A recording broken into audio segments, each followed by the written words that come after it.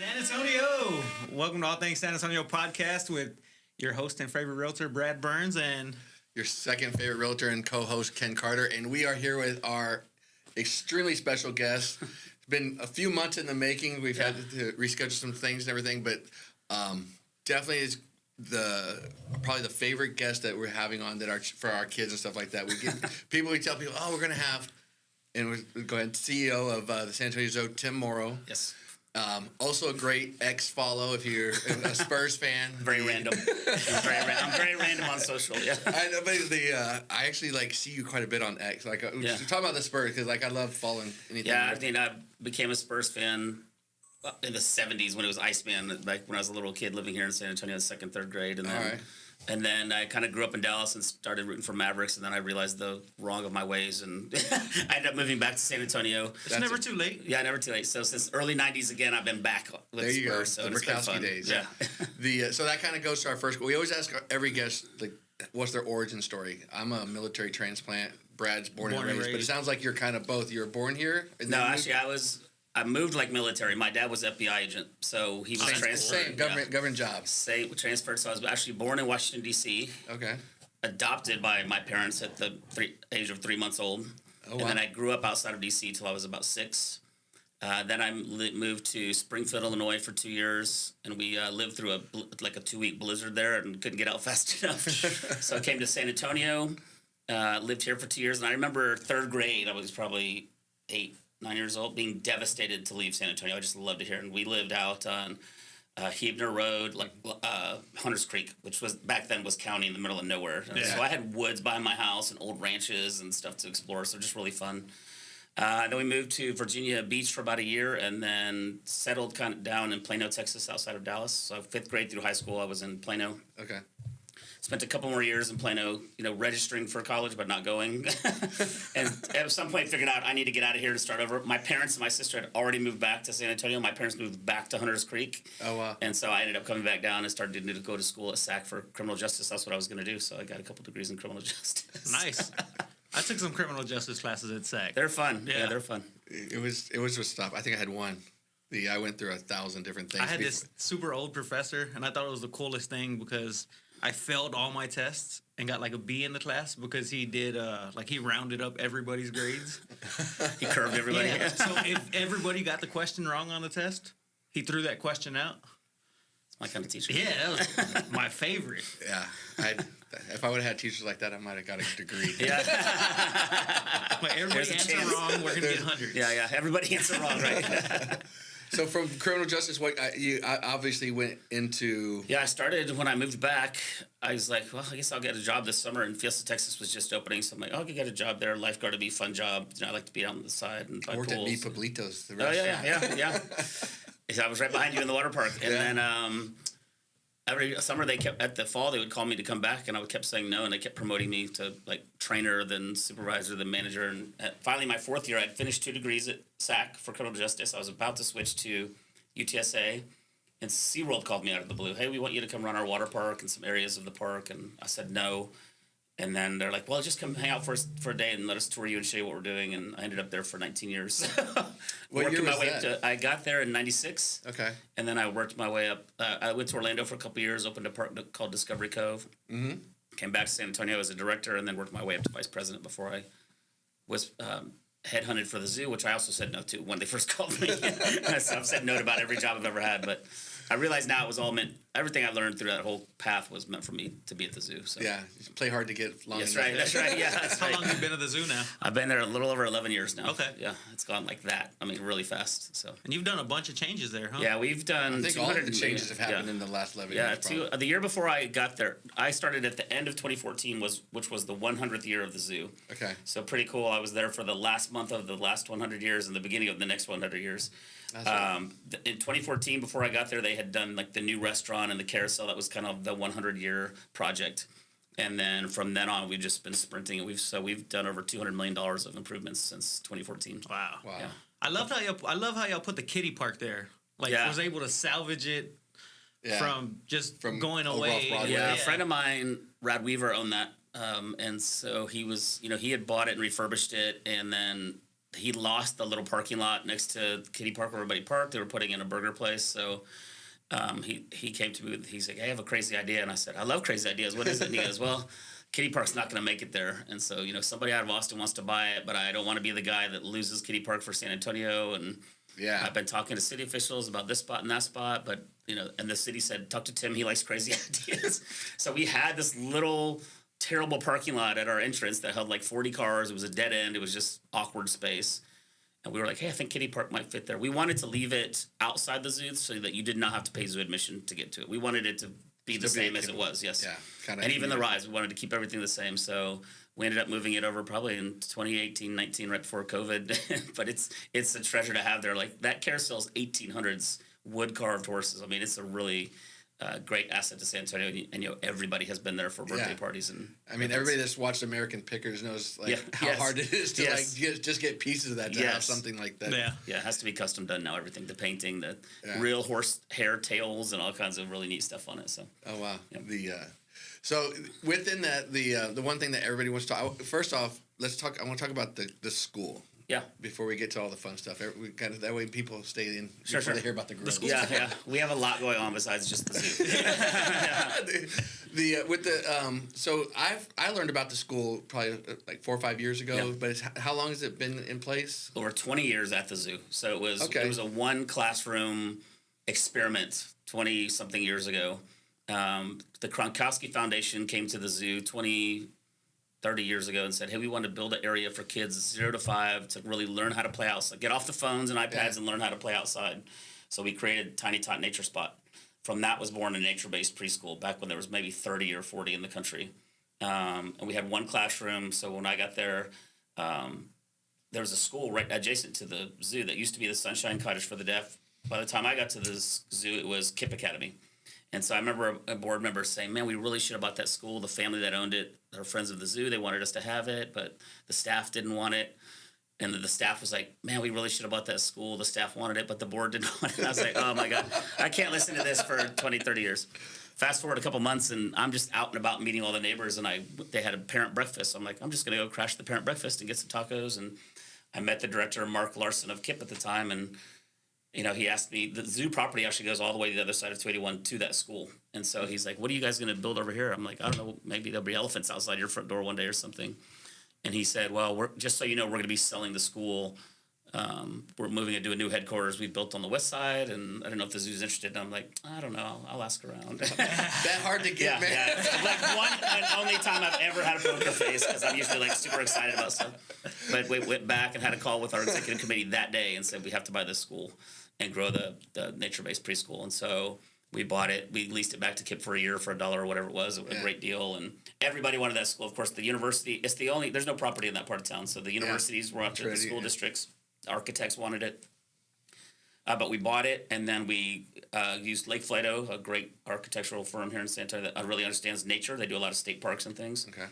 And they came to, we were just kind of put some lipstick on it, but they came to us with this great design. We're like, oh, we have to do that. So it's a little over 2 acres, which people don't realize either in the back. So it's got 4 big outdoor learning environments for kids, and tree climbs and rock climbs, and beautiful classrooms that are open. It goes from the front of the building to the back with windows from floor to ceiling. So it really feels outdoors, indoors as well. But we get over 200 kids that go to school there from 60 different zip codes. Wow. How do you is it application? It's private. Yeah, you just apply to get on a waiting list and then get in. And so we have tuition assistance for families that can't afford the tuition. We're not the most expensive preschool. We're kind of right in the middle of the good preschools, but we do have a tuition assistance program to help kids get in there. But really diverse school, and the kids play outside 60-70% of the day. There's no screens or computers. They don't sit at a desk at 3, 4, and 5, that's our age group for the preschool. Mm-hmm. They don't learn by sitting at a desk. That's not how they're wired. They learn through play, and so it's really Montessori based, but nature-based programming. Mm-hmm. And they get to go to the zoo every single day, and so the kids are exhausted and hair's full of mulch and pocket full of rocks when they come, or doodle bugs or pinch bug, whatever they have in their pockets. But parents is funny. Couple stink bugs. Yeah, they come in and we have this expectation board of a shirt and shorts that's all muddy and paint all over it. They're like, this is what your child's gonna look like at the end of every day. And so parents, are a little worried at the beginning, but by the end of, if they've gone on to other schools after that, they're like, we really miss the mulch and the rocks and the sand and the shoes. But it's a great program. And this year we actually started, last year we actually started a kindergarten class. So now we have one kindergarten. We're starting to build that, and we just opened a satellite campus with Seguin Independent School District, and talking to school districts all over the country. I mean, people come from all over the world to visit that school and see what we're doing. Yeah. We all kind of try to incorporate anything with like if the new Western district that they're trying to do is like as far as field trips is getting them out into like the farm side of the animals or for ours they have the benefit of the zoo, but we have talked about if we grow this program and do satellite campuses or license it or whatever it is, they're not going to be able to go to the zoo every day if they're out in the middle of the country. They can't go to farms, they can go to parks, they can go out in nature. So it's really, we're lucky to have the zoo for our school, but it's a nature-based school that you could take and drop in anywhere and do that. So that'd be the basis outside of the area where you could come to the zoo every day. And maybe you come once a week on a field trip to the zoo from that school. Do y'all have y'all's own curriculum that y'all developed, or is that all internal? Yep, all internal. So we work with other organizations now. We're working to kind of put that program in a kit for people that we can provide, and then we can create an accreditation for it or an inspection for it and those kind of things. So the opportunities there are endless, and parents really want their kids off the iPads, off the screens, and back outside. 100%. Yes. Like my kids range from 14 to 28. Yeah. So like I think about like how my older kids, like we're literally outside all the time, and we do our best and everything, but like at the end of the day, like. Yeah, we say the school harkens back to the days of come home when the street lights come on. So the kids are outside all day. They've got their own pond. They can put their hands in at the school with tadpoles and fish. They've got their own butterfly house. They've got bird house. I mean, they got a mud wallow. They have everything. And I don't even know what a mud wallow is. Well, it's a big giant sand. It's really a big sand pit. But it's funny. One day the kids went to the zoo and they saw the rhinos wallowing in this big old mud pit that they make. So they're like, we're gonna go to the school and make that. So they dug a big hole and filled it with water and just all got in there. And so the teachers, the kids really lead the learning. The teacher just facilitates the Montessori style learning, So they may be learning about the letter M and they're at monkeys, and then the kids, there's a lizard, and they'll take the training or the classroom to the lizard and start doing a hypothesis on what the lizard's doing, why is he here, or why is he flexing, and those kind of things. So it's really fun to watch. I love watching the kids in the zoo. It's really fun. That's awesome.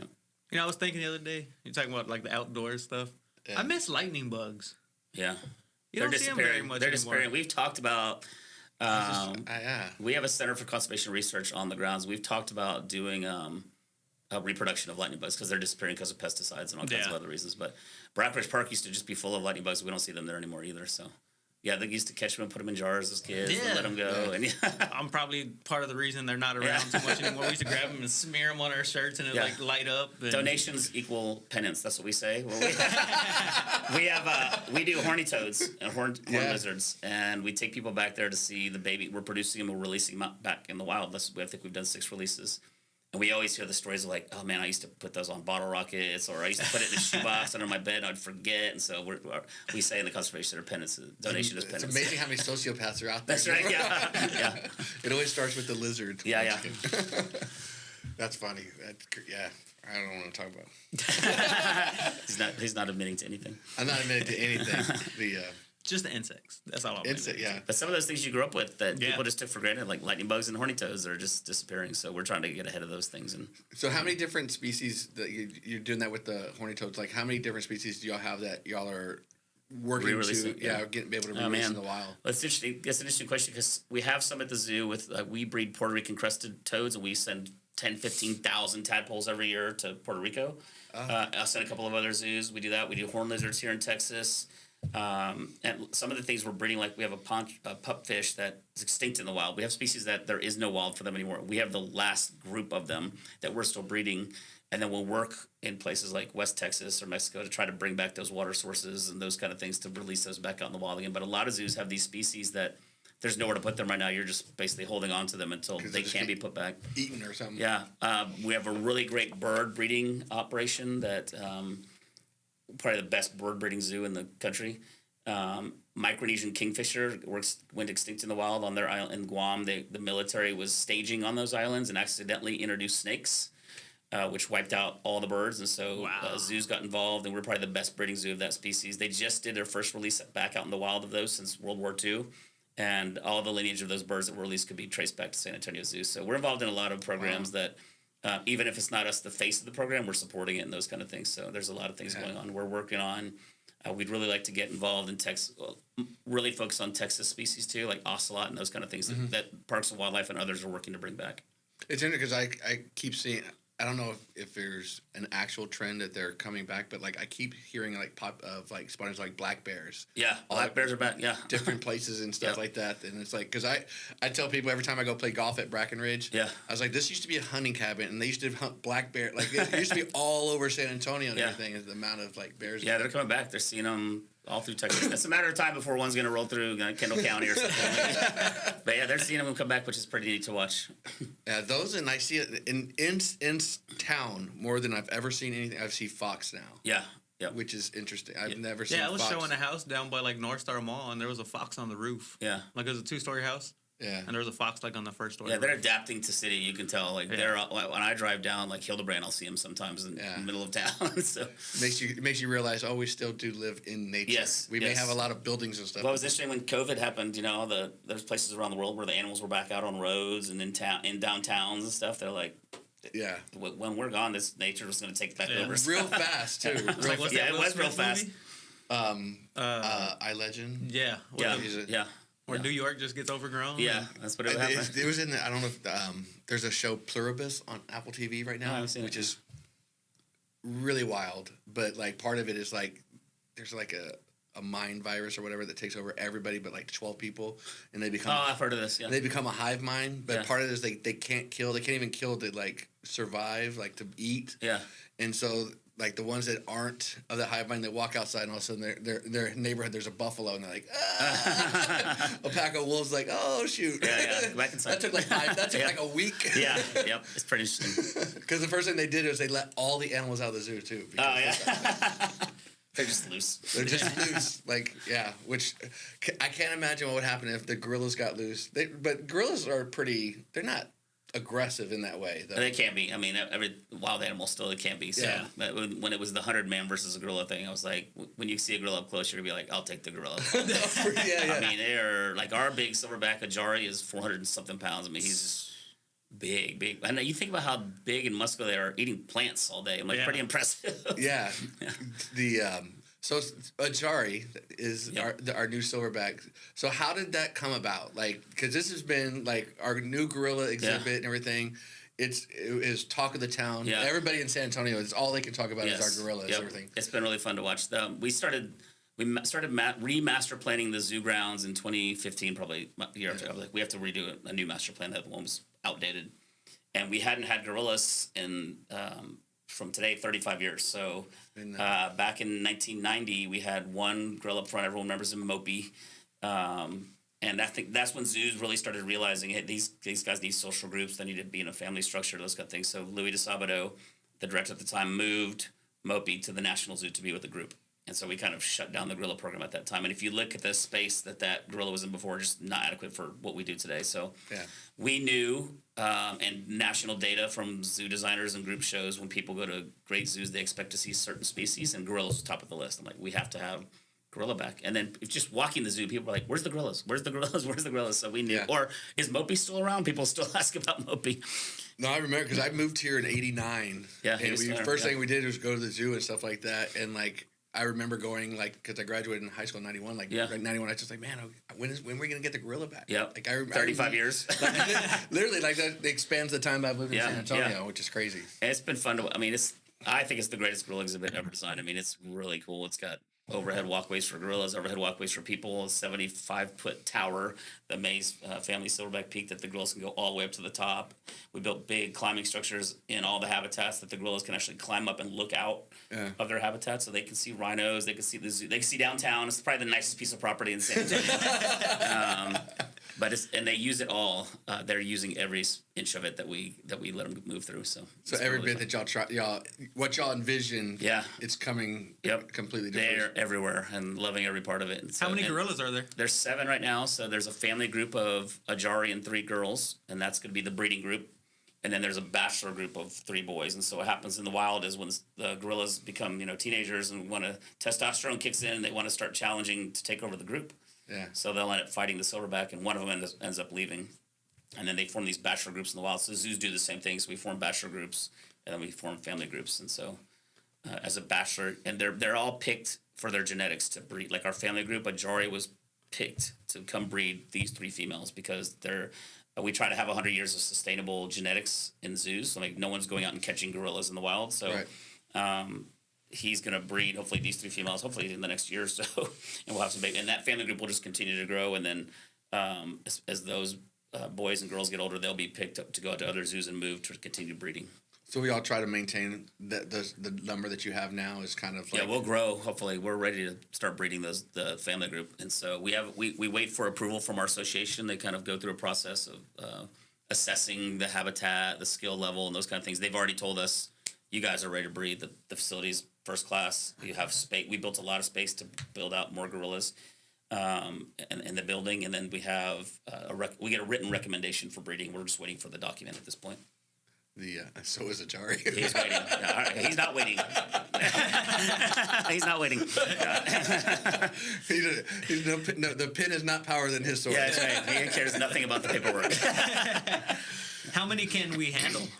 I mean, we can get close to 20 gorillas with our holding that we've created. So we built a big mass. I mean, the gorilla the whole thing's over 2 acres right now, and it's got 2 outdoor habitats and 1 indoor. And the indoor building is so big, and it's got an indoor rainforest. So you can see gorillas indoors if it's cold or raining.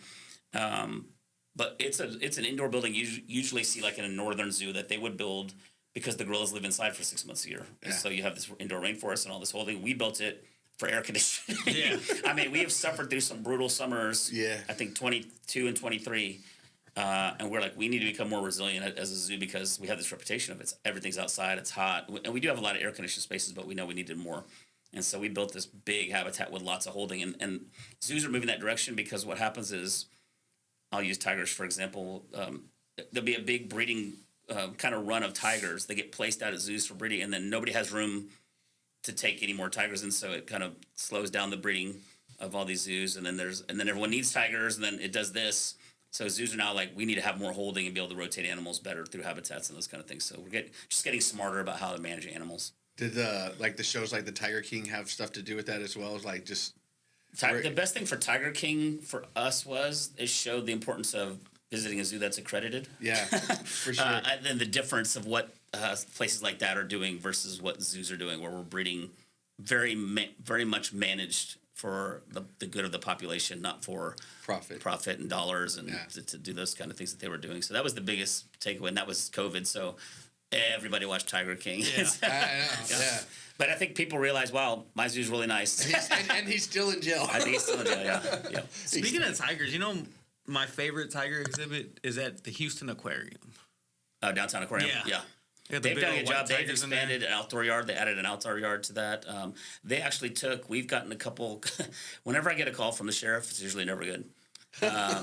Twice he's called me. Same for me. Any interaction with the sheriff, no. He's fun. But we've taken a couple of tigers as confiscations for them because people have them as pets, which they should not have. And so actually one of them was adopted by the Houston Downtown Aquarium they want to kind of become a rescue of tigers and have rescue tigers there because there is a problem with tigers in the U.S. and private ownership and people. Yeah. I mean, the last one we got was undernourished. The hair was terrible. It was over a year old. They still weren't feeding it meat. It was getting like, cat food and dog food and like just in terrible shape. So our vets worked to bring it back to health. And then we've moved 2 out. One to a sanctuary, one to the Houston Downtown Aquarium. How much is the zoo's program stuff, like that type of stuff where they're rescuing neglected animals? Not a lot. We don't have a license for rescue rehab of like native species. Like if somebody has a deer or a skunk or those kind of things, we are not built for that. And we're a quarantine facility. We're very managed as far as what animals come in and out. We could take something like a tiger temporarily and move it or place it at another zoo, but we're not really a rescue rehab facility. No, we're just not built for that. Yeah. So I was telling Brad, you see all these like, or not a lot of them, but like dire wolves. Yeah. They've bred them or they're making, I don't know, I think it's up in like. It's colossal. They're out of Dallas. Yep. Yeah. Like, will we ever see them in like zoos and stuff like that? Like, do y'all have any? That's an interesting conversation that's happening right now with Colossal. So, and I know those guys, and they know all the zoo people. They've got former zoo people working for them. So, that dire wolf was a hybrid, basically. You know, they're taking genetics from one species, a couple species, putting it together, and they're working on other species. They want to bring back the dodo bird from extinction. They want to bring back the woolly mammoth is kind of their big hook. But I've toured their labs and facilities, pretty incredible. I understood about 1/4 of what they were telling me, but I felt like I was in a movie the whole time. But it's interesting. So I don't know if zoos will have them because we have really purebred animals, and so it's gonna be interesting to see what happens. But I think there has to be at some point a merger between that kind of science and conservation, because what we've been doing for the last 102 years is not. I mean, we're playing catch up all the time, and so they can do things genetically. Like we have a project with toads and frogs in Chile, and they get a disease that bullfrogs don't get. So you could take that gene out of that bullfrog, start breeding these frogs with that gene in there, and you would wipe that disease out, and that species would come back. So there's opportunities like that for the conservation effort with them. They're also working on, Colossal's working on a genetic cure for elephants get a herpes virus.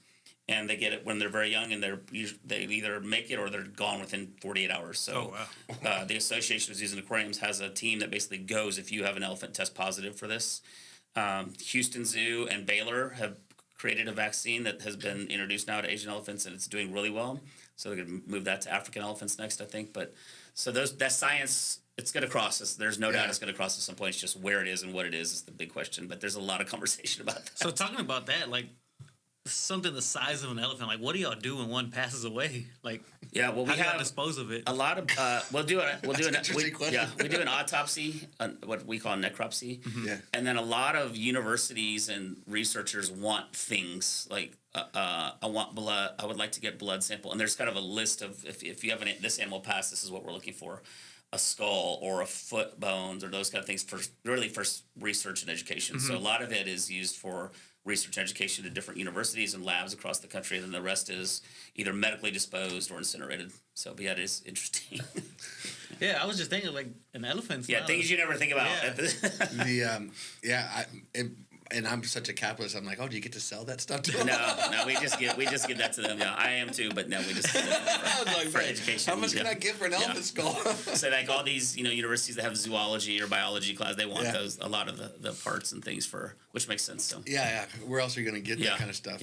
Yeah, and we have biopacks at our zoo. We have hippo skulls out and rhino skulls that our docents and our educators take out, or skins and those kind of things. We usually get them from other places. We don't really use the animals in our care because our staff has become very attached to those animals. So we just we kind of move other stuff around with other zoos and things like that. And there's companies that sell artificial stuff now too, but lots of options.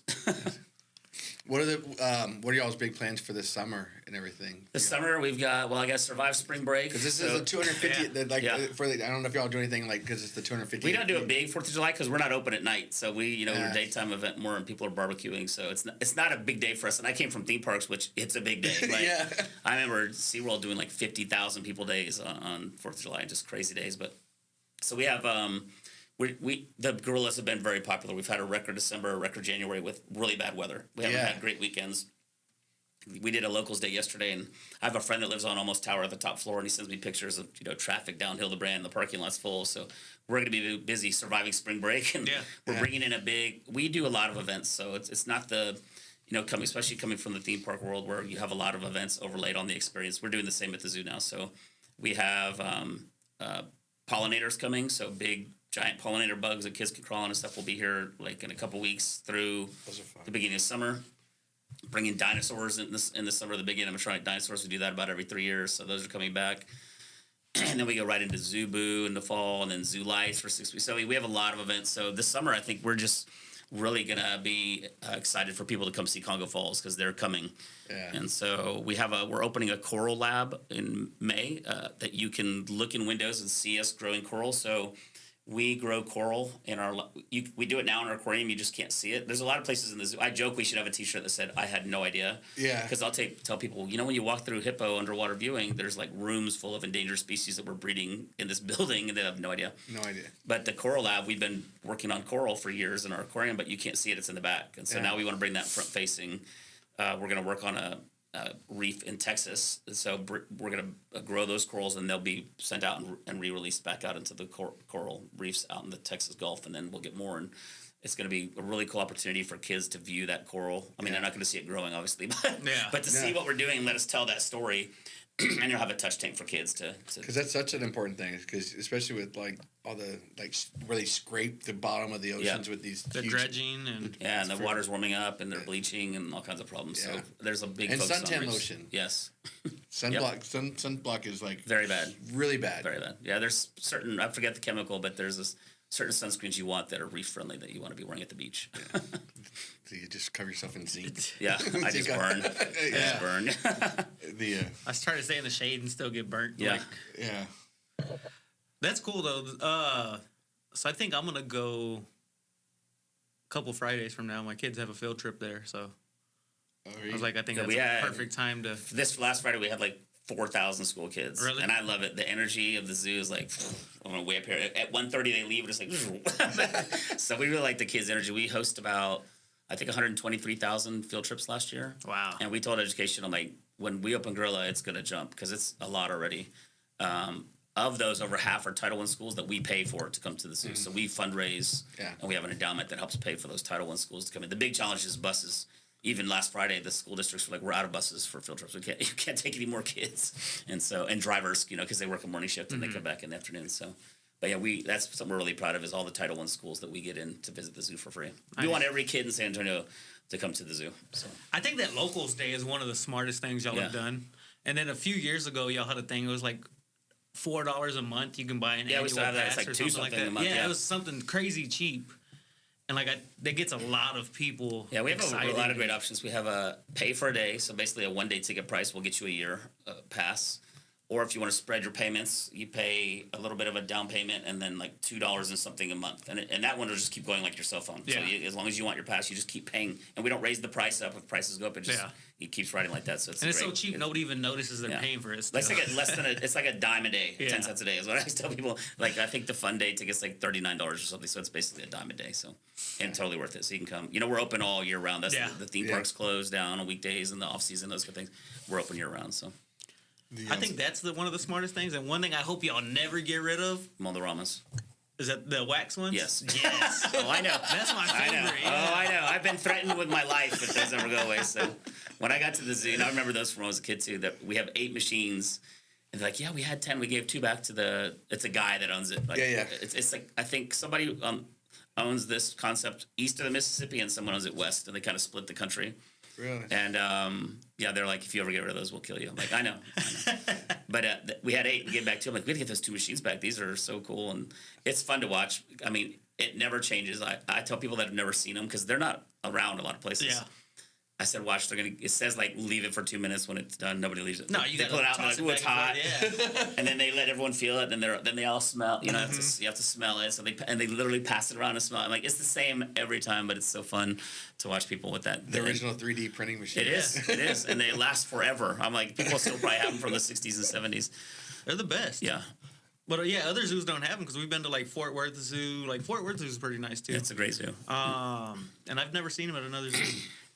I always got the penny press. Yeah, we have those too. Well, now penny don't make pennies anymore, so eventually the penny press is gonna have to become a quarter press or something, I guess. But aren't those like borderline illegal? Are they like destroying currency? Oh yeah. Well, I'm sure there's some kind of value above the value or something for that. From the city overall and everything, with Project Marvel and all that, how do you feel like that's going to impact like the zoo and everything like that? Well, I think it's great for downtown. What's happening with baseball stadium? It's so close. We're close. Yeah, I don't think it's going to push a lot of attendance to us, but it will get, I think, more people from out here, South 1604 Loop, and the city's growing to downtown. Like people just don't go downtown unless companies in town in a lot of cases. So reactivating downtown is good for us. We've seen what the Pearl has done. The Pearl started at where it is now, and it's literally the ripples are 5, 6, 7, 8 blocks out now in every direction of improvements for the city. So I think it's really exciting for that. We keep reminding the city and county, don't forget about the zoo because we need some funding to help keep growing as well. Yeah. So we are privately operated by a 501c3, San Antonio Zoological Society, but we sit on city property. So the zoo is city property. So we have a long-term lease, like 90-year lease, whatever it is. but we don't get funded to operate by the city. We're one of the few zoos in the country that does not. So I think my stat I use is Dallas gets $16 million a year. Fort Worth and Houston get about $12 million a year. We get zero to operate. Really? So we run a very efficient operation, and that's why you see us running all these deals and really unique options for people, because we need to maximize our revenue to operate, to pay for everything. And so, but the city has been really helpful with us, and the county with capital helping us build. So we're like, you help us build it, and they will come and we'll do it. So I think we were on the 2017 bond for our parking garage, which I never could have raised money probably for a parking garage, but it is the most beautiful parking garage in the world, I think. Oh, it's so nice. Yeah. Drive by it every day. And it really helps add 600 plus parking spaces. We still run out of parking. Like yesterday, I'm sure people were texting me that they're parking at Trinity. Wow. So, sorry, Trinity. But and then they helped us with our entrance and with Congo Falls and those kind of things, with bond money or tours zones and those kind of things. So we need that to keep happening, and we want Marvel to happen, but not take all the resources that's helping the things like the zoo and the museums and the botanical gardens and those kind of things. So the city's going to have to find that balance. But I think it's exciting. I mean, I remember I lived here when the Spurs played downtown, and I remember going downtown and going there early and staying afterwards and being. I think it's going to really reactivate the Riverwalk and the places downtown. I'm on all the tourism boards. The state. I just rolled off as chair of Texas Travel. I'm rolling on the chair as Visit San Antonio, which is the CVB next year. I've been the chair of San Antonio Visitors Alliance, and I've seen kind of and heard from the operators on the Riverwalk how things are getting slower, especially after COVID. It's just slower and slower and slower. So I hope it really revitalizes downtown and what's going on down there. There's a lot of competition now for time and entertainment. If you look out at 1604 and 10, there's a whole nother entertainment district out there with Six Flags and Andretti's and Top Golf and the Skyfly, whatever it's called, and the Rock now. I mean, there's a lot of competition for time and people's attention. So, but at the same time, there's so many more people here. It's like people keep moving to San Antonio, which is great for the real estate side. What do you think y'all's the percentage of tourists coming to the zoo versus like locals? Yeah, we're about 70% local, 30% tourist, and so we want to grow both of those, of course. So I think we're going to have a record year this year for attendance. We usually average around 1.1 million people a year, which is pretty good for a city our size. We do more than Dallas, more than Fort Worth Zoo, and you think about it, we are in one of the few cities in the country with two major theme parks. There's Orlando and maybe Anaheim or something that has two major theme parks. We have Six Flags, SeaWorld, we're competing with Morgan's, the Alamo, which is the most popular, and Riverwalk, which is the number 1 and 2 attractions in the state. So there's a lot of competition for us here and for time. And so we're pretty aggressive. We see our marketing everywhere now because, especially me coming from the theme parks, and a lot of my team have come from that world with Disney and other places, that you've got to be a voice out in the market and talking about yourself because we're competing with some big boys. That when you say like buy the ticket today and you get it for the whole year, it's like, man, that sounds just like Six Flags. SeaWorld used to have that when I was there, but I did not steal that. That was called. They had a fun card. It was called the fun card. It was a fun card. Do y'all do like because I've seen other cities do the City Pass? Yeah, we're involved in that. Yeah, actually that's a brand, City Pass, and we just finally got them here like 2-3 years ago. But San Antonio had been trying to get them to come here for a long time, which I was surprised they waited so long with all the attractions we have. But City Pass is here now, and there's a couple smaller ones that we participate in and those kind of things. So we want to be out there and engaged. So whenever we travel, like go to Austin, Houston, Dallas, like different ones, they have a package where you can buy a City Pass for like 4 or 5 attractions, and you like the zoos, museums, like all the different stuff like that, and it's like way cheaper. It might be like $100. Everything's discounted in this bundle, so. Seems like we should have had that. I was really surprised it took so long to get here, but I don't know if it was because the theme parks didn't want to take part in it, or so it ebbs and flows with their ownership groups or their financial situation. Six Flags needs to bring back that old dancing guy. Oh yeah. Mr. Six. Yeah. No, I remember Six Flags. I used to because they had Patty. Her name was Patty something. Yes. Like she was an old. She sang in Tejano singer. Was, like you walk in, like I went to Six Flags. It's like you didn't have that. I was like, man. Yeah. There used to be like a music. I tell people, theme park. It used to be a show park with some rides. Now it's a ride park with some shows. With a lot fewer shows too. It seems. There was also Las Campanas played in there, the mariachi band. I love them because I got to hear them every day, and we'd go over there and watch. Yeah. Her and Patty, they would rotate at different days and playing in there. Well, we used to go and see it was like a Grease type show. Yeah, on the boardwalk. Like all I don't think those they have any of those no more. They had like they had a lot of good shows. Like it's a different theme park. Yeah, different company. Because when it opened, it was Opryland was the owner, Okay. When it opened, it was not a Six Yeah, because Flags. it was all country in just Fiesta, Tejano, Texas, and yeah. like it was all. It had the German area, Spotsburg. It had the 50s area. It had the Western town and Los Festa. And they had the big dirt roundup when they were digging all that stuff up and trying to give away free dirt. Yep. So Remember that? No. It's a great park, though. We're lucky to have two really nice parks. That's probably the nicest Six Flags park in the country. I mean, Jeffrey, the GM there's done an amazing job, and they put a lot of rides in. That's the other reason the zoo has been doing so much, is because, like, look, we're competing. Those two parks are in a war right now with putting rides or coasters or slides, and we've got to be doing new things all the time, too. Those rides are so scary. Yeah. I hate them so much. My kids make me ride them, like, and the Joker, the one that spins circle and it goes up, and then it feels like you're, like, falling. Yeah. Like, I'm okay with the rides as long as they're starting to smooth. sweat. When they get rough, like, okay, my neck Like and the back don't Rattler. like this. Yeah, the old Rattler. Yeah. Yes.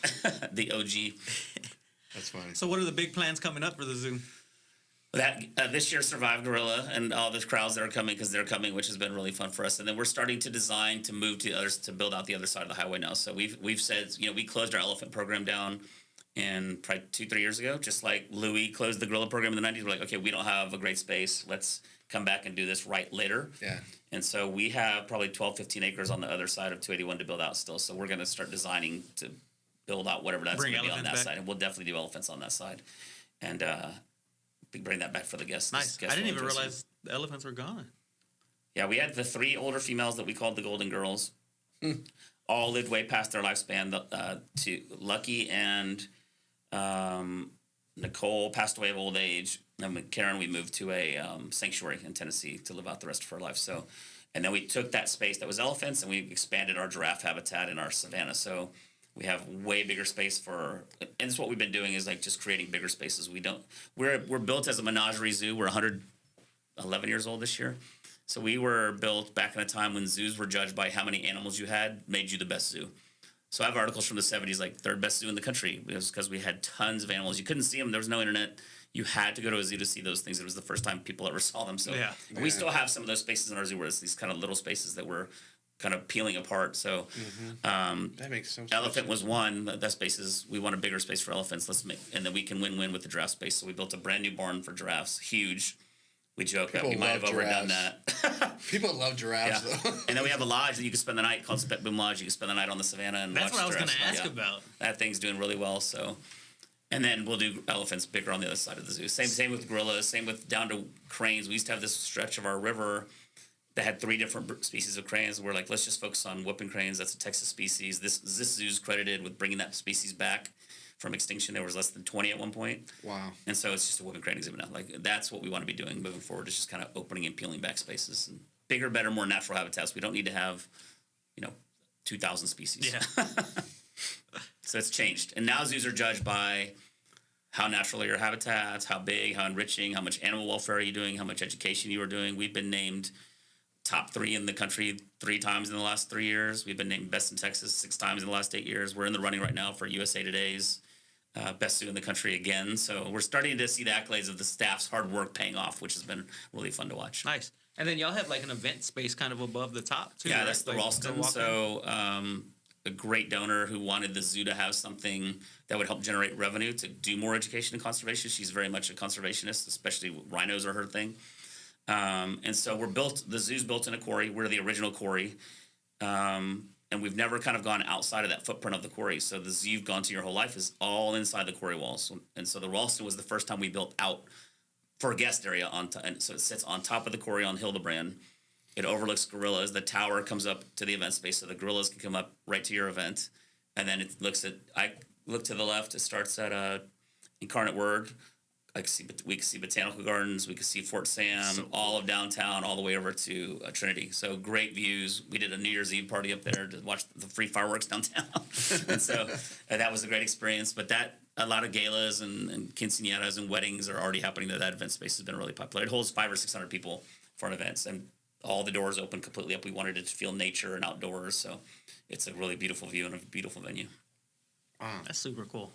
I saw that up there, and I didn't know what it was. Yeah, everyone were building like, what is that? What is that? What is that? So, there's like apartments right here? Yeah, so that's one of the reasons we're really excited to get the other side of the highway, too. I think that's just going to be people mentally going to be like, wow, I had no idea, and it's going to make the zoo feel so much bigger. Well, it's going to be so much bigger. Yes, it's going to be almost double. I didn't even realize that was an old quarry. Now, like, when you say that and you kind of... You can picture it, like, right? oh, yeah, I can see how... So it's a challenge and a blessing, right? We have these beautiful quarry walls, but they're also big and imposing, and so sometimes it makes things feel a little small. Yeah. It was interesting that when we were building the Ralston Gorillas, we were putting all the rock on the other side of the highway because we were quarrying again. We were digging out that corner at Hildebrand and 281.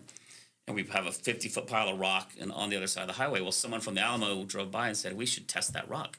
Because we had already known that our rock was used around San Antonio in the 1800s. Fort Sam, the quadrangle, the brass housing was all done with rock from the quarry. Actually, the city said you can have the rock for free if you build your base here, those kind of things.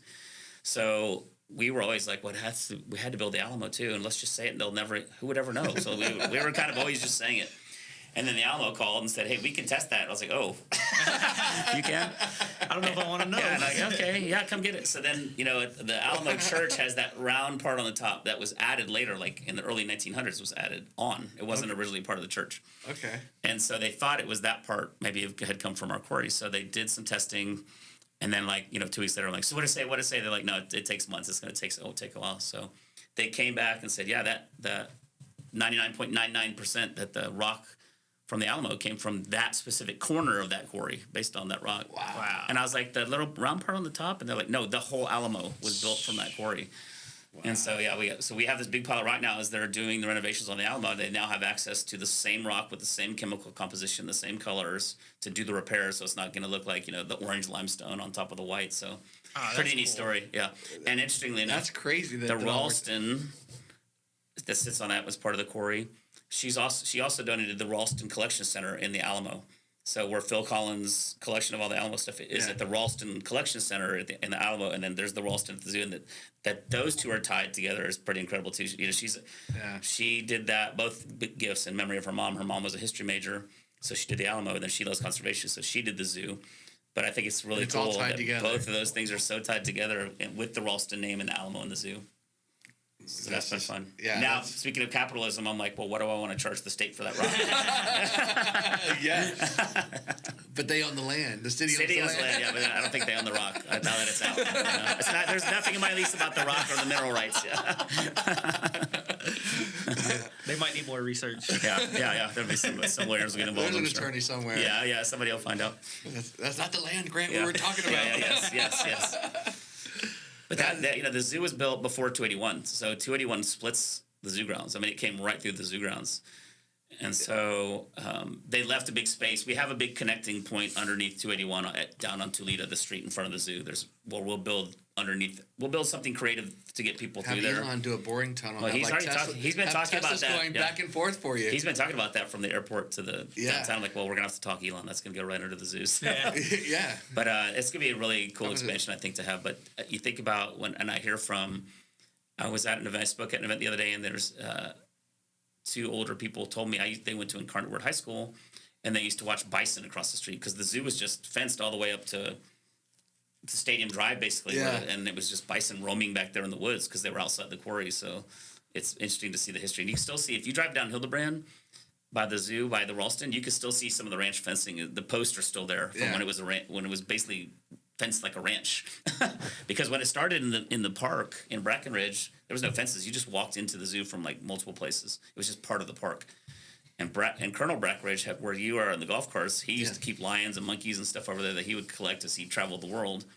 And then he donated that land where we are now to be the zoo. And so a lot of history there. It used to be Spanish land grants. We found Civil War tanneries on the property when we've done construction and stuff. So there's just so much history in Brackenridge Park. Yeah. It's San Antonio, it's like, just in general. Like, it's cool that we're uncovering some of the stuff and finding the stuff now. It's like... Anywhere where there's a river or anything like that, there was some kind of kitchen. When we were building the new entrance, we always hire archaeologists to be on site, especially if we build close to the river at the zoo grounds. And they found an old acequia, which we knew was there. Basically, St. Mary's Street was an acequia that took water downtown. So there's a pump station in Brackenridge Park, which is the oldest commercial building in San Antonio. And Brackenridge put this system in that pumped water up. It pump it up to the top of Botanical Gardens, and then from there flow down through acequias into town to go all the farms and businesses. And then there's acequias that went through Brackenridge downtown, and then Spanish land grants were there that they all fed to these acequias too. Well, when we did construction at the entrance, they uncovered one of the acequias, and they were getting all this stuff out, and they found buttons and horseshoes and pans, because people also use the acequias for just throw their trash in to make it flow away. But it's just so neat to see what they're pulling out of these spaces and doing. And so Brackenridge Park's about to start a big project to put a playground in, a nature-based playground, and I can't wait to see what they find. Y'all should do like if y'all have like maybe too late, like have like a documentary about like as y'all uncover these things. There's been a great book on, and I can't remember the author's name, he's still around, but on Brackenridge Park that does that. Talks about stuff they found on the zoo grounds and in Brackenridge Park and the history, thousands of years of history of people being there. Yeah. Pretty incredible. Any idea with bringing the Skyliner back? I knew you were going to ask that. Yeah. When you said Motorama, I'm like, Skyride's next. Oh, yeah. Yes, so... Those are the things I remember. This is a kid that grew up in San Antonio. There's a lot of talk about Skyrides right now. Even from Marvel, they were talking about Skyride to use as transportation people. So we definitely want the Skyride to come back. Especially if you got to cross the highway and stuff like that. Well, it's funny. Perfect. Yeah, you mentioned that because I have some designs where I have a Skyride going over 281. And I remember meeting with the regional director of TxDOT at the time. He's retired, so I could tell the story. And I'm showing him the master plan because I'm like, I'm going to have to get up the other side of the highway. And he's like, well, what are those lines like going across the highway? I'm like, oh, that's Skyride cables, like with Skyride going over the highway. I'm like, is that legal? And he's like, well, I don't think there's any rules against it right now. I'm like, okay, good, thank you. So you're saying there's a chance. So yeah, we would love to see the Skyride come back in Brackenridge Park or the zoo. The zoo in through the 90s, somebody privately ran the Skyride. What Starbucks is now was a restaurant and the train. Mm-hmm. And there was a carousel in that parking lot. Yep. And at some point, the city said, we want the zoo to start running these things, and bought it from him and moved it to the zoo. But then what part of it was like, you have to take the Skyride down. It's in such bad shape that it needs to come down. So the zoo took it down. And it was really short. Like, I look at I ran rides at theme park stores. So in my mind, I'm like, how many people an hour was this thing doing? How long was the line? I'm like, that had to be awful. Like, that had to be a 2-hour line for a 20-minute ride. And it's because it was very short. But people's memories of it are so grand. Yeah. Like, I don't remember the line, but I remember, like, the cart ride. And it was short. Like, it started at the little sidewalk across the street from the zoo and went up the hill over a Japanese tea garden, turned around, and came right back down the hill. That was it. I mean, but you would think it went for 5 miles, was 5,000 feet in the air. But there's an emotional connection in San Antonio to the Skyride, and we want to bring it back. We've seen other zoos that have Skyrides or chair lifts, or there's just lots of different options. Disney has an awesome, like, Skyliner. Yeah. Like, and it's I haven't been on in the summer. The over-under when he brought up Disney. Yeah. Busch Gardens Tampa has one like we had. San Diego has the same one like we had. And it's funny, I visited there probably 10 years ago, and they're like, yeah, we're thinking about taking the Skyride down. I'm like, don't do it. Like, my community has not recovered from the Skyride coming down, and that was 30 years ago. So they kept theirs up, and then I realized I probably should have kept my mouth shut. I could have bought it from them or gotten it to donate it to me. But that's definitely on the list of things I want and we want for San Antonio, either in the park or in the zoo. So. Is that one of the... Is that one of the carts they have at the Yanaguana Gardens? Yes. Yeah. Yeah, so the zoo, when they took it down... sold all the cars. So Rack Space has some. There's some people that have them in their yards. Anaguana has some. We have one. But I remember them telling me, yeah, we sold that stuff in like 30 minutes. I'm like, you did it wrong. You definitely did that wrong then. So they just wanted to get rid of them. Like, it was obvious. Yeah. And you did. You got rid of them. So, but it's neat to see them around town. Yeah. It'd be cool to have, like, the downtown, like the arenas and all that. Yeah. Like, it all. We did we always do an April Fool's joke. And we did one 2 years ago that we were going to put a Skyride in from the zoo to the Pearl. That would be so cool. People were like, please do it. Please do it. Yeah, so downtown would make sense too. So you can go right to our parking garage just for a spin. But they have talked about Skyrides as a possibility in downtown to help move people too. That's going to be the challenge that everyone knows they have is parking and traffic. So they got to work through that. Which is funny because we're a city of parking garages. Yes, yes. I feel like there's a garage everywhere. There's a parking garage everywhere, all over the place. But there's good parking. It's getting a little bit better. Yeah. In San Antonio downtown, and I think our downtown really kind of starts at the zoo. Yeah. Like Hildebrand South. Yeah. Especially with Pearl now. Yeah, because even if you go over to Broadway, and it's like that's where above Hildebrand is suburbs, Alamo Heights, and then below there is you start seeing all the cool stuff. Yeah, the boulevards going in. That it's interesting. I think people are starting even talk about going to downtown. They'll park at Pearl. which is why Pearl started charging for parking, and then Uber into downtown from the Pearl, which makes perfect sense. When I go downtown, I usually go to the park of the zoo and Uber into downtown, and then get back out. So people are starting to do that more too. You got to get the Waymo. No, the carts. The the SA Local. SA Local. Oh yeah. Yep. But they've got to expand. They haven't expanded. I don't think. No, they're not coming out by us. We have but the new bus company operators are coming out by the zoo now, which is nice. They used to be the red double deckers. Now it's the newer buses, and they're a national group, so they really understand tourism and where to bring people and those kind of things. So. Yeah, right now I think SA Local is really focused on like students and things like that with UTSA and all that jazz. That's changing downtown too. The whole UTSA West Side campus. Yeah, it's the interesting times to live in San Antonio, especially because like over the last 35 years, it's maybe Ajari brought it. Like nothing. The development, everything that's happening over the last really 5 to 10 years, ever since the Pearl, since they put that there, has been it's been really great, and it's as long as we still have the leadership to keep it going.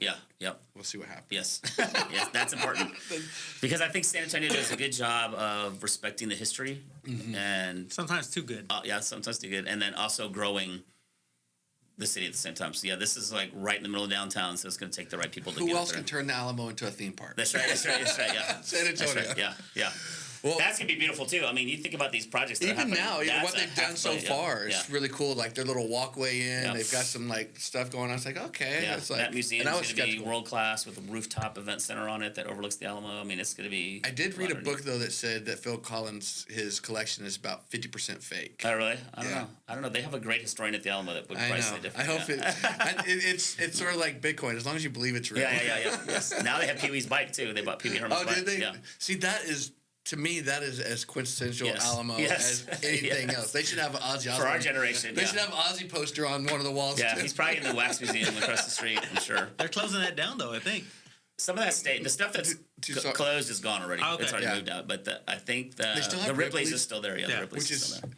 Funny that, like, I think of that as, like, how is, like, a Ripley's, like, one of our... staple things that you have to have. Like, how could you not have a Ripley's? There was so I know some of those business owners, and it's pretty interesting to look at the history of those businesses because before in the 70s, 60s, 70s, like that Alamo Plaza was not nice. I mean, lots of bad things happening there. Just run out in part of town. No one paid attention to it. Like the Alamo had done like a car dealership and a grocery store and all kinds of random stuff.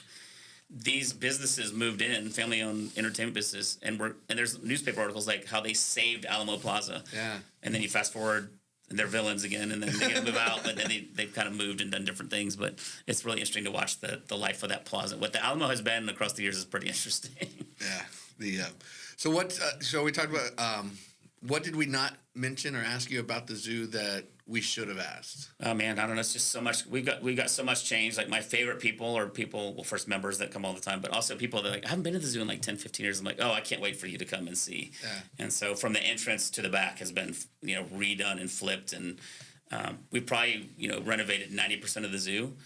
And people see that, but we've left. Talk about respecting history. We've left the old rock quarry walls. We've left the limestone buildings and the river that because you'll walk the zoo, but you'll remember all the things from your childhood. But there's all these new things integrated into it as well, and so that's really nice. And we're just continuing to grow. We've had we operate the Will Smith Zoo School. We're expanding that. We operate the Starbucks in the park. The train in the parks. We've got 2 new trains in the last couple of years, and we're adding a third one later this year, a military-inspired train dedicated to the military. Oh, cool. We operate our Center for Conservation and Research. We're doing conservation programs in all over the world, almost every continent. We're staffed down in Peru. We're in Chile. We're in Mexico, Gulf of Mexico. So you can work for San Antonio Zoo and live and be in Peru? We visit. Yeah, we have a staff from Peru that lives in Peru. And then we're down there a couple of times a year. Our biologist in that team is traveling the world all over doing conservation in the name of San Antonio Zoo.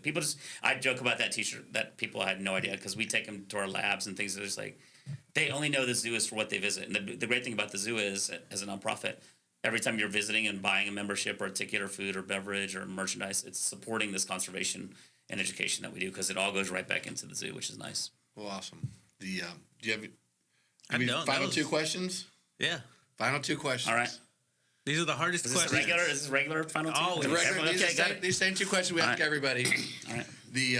what is or who has the best burger in San Antonio? I think Chris Madrid's is the best. Dang, burger. he snapped that Quick. one. Yeah. I mean, there's a lot. Mr. Juicy's really good. That's our favorite. Yeah. We've had Andrew on here. I got Andrew. Yeah. We proudly pump him up. I all the literally time. I don't know why, but cheeseburgers are on my algorithm right now. Like San Antonio, all these food people, like, ooh, that one looks really. There's some Mexican restaurant I saw like yesterday that's like known for their. They're like, this will really surprise you, but we're known for the cheeseburgers. I'm like, ooh, I gotta go try that one too. Oh, wow. So, yeah. but I really like that Chris one? Madrid's. I think. I have to try that one too. Yeah, I have to find out. Send it to you when I find it. But I think Chris Madrid's is such a classic for me that I've just been going there forever.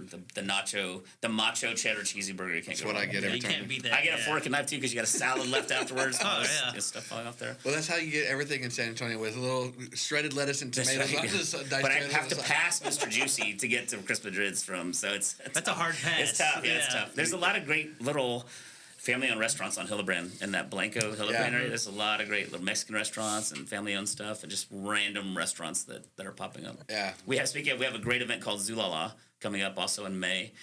We could bring in like 50 plus restaurants from all over San Antonio. It's called Zulala Taste of San Antonio. Like 50 restaurants, 4 or 5 stages, and we usually bring 90 like hip hop bands. So this year we have Tag Team that sings "Whoop," there it is, and Digital Underground. So really fun bands, but it's an adult only. Dance. It's an adult only experience. Really fun. That's one of my favorite events of the year. Zulala, Zulala, yeah. It's a great event. So the other question is, where is the go-to place for a breakfast taco? Ooh, that's tough.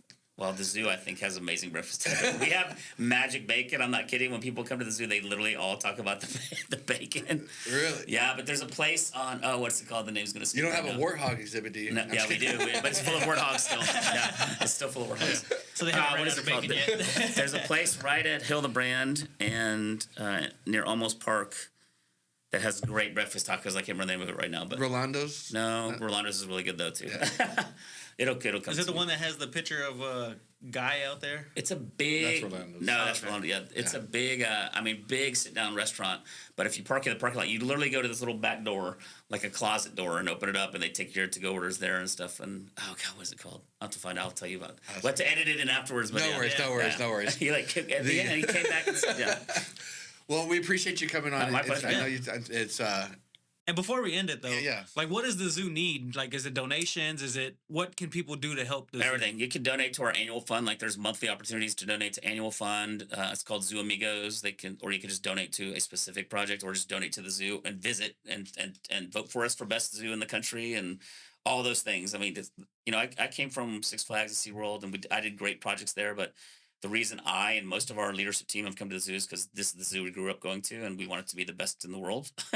So you have this passion of people, and our keepers and our biologists and our teachers, and everyone has so much passion at that zoo, and people feel it when they come that you're supporting all those great things that we're doing just by visiting or becoming a member too. So anything you could do to even talk the zoo up to your friends when they come in town, all those things help. It's kind of that pure San Antonio It thing. is. It's like whatever especially like San Antonio, it's like whatever is ours, it's going to be the best. Yeah, and so we have our capital campaign is called Generation Zoo because 111 years people have come here for generations. We're building for the next 100 years of generations for kids to come, and we want everyone in San Antonio to visit the zoo and be very, very proud of their zoo. We got tired of hearing people talk about San Diego Zoo. If you go to San Diego, Panda, what do they got? Yeah. A lot, but a lot of money. But if you go to San Diego, people ask you, "Did you go to the zoo while you were there?" We want that for San Antonio again. Yeah. When you come here, you're like, "Oh, did you go see Congo Falls? And have you visited the San Antonio Zoo?" I love it. Yeah. Bring more people to San Antonio. Yeah. Thank you for tuning in, like and subscribe. Follow Catch us. y'all on the next episode. Follow San Antonio Zoo for sure too. Yes, we have a really fun social. And Tim Morrow's ex is pretty fun too. Yes, but random. I'm ready for tonight's game. Oh yeah, let's go.